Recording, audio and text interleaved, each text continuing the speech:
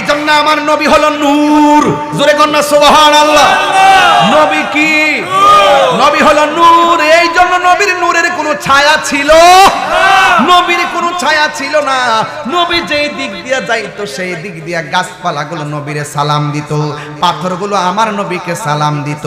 এই জন্য আমার নবী দুনিয়াতে নবী হইয়াই দুনিয়াতে এসেছিলেন বলে পাথর পর্যন্ত 11 বছরের কালেও আমার নবীরে সালাম দিয়েছে। জোরে কোন সুবহানাল্লাহ। পাথর হইয়া নবীকে চিনে অনেক মানুষ আসছে, আমার নবীকে চিনে না, আসে না নাই?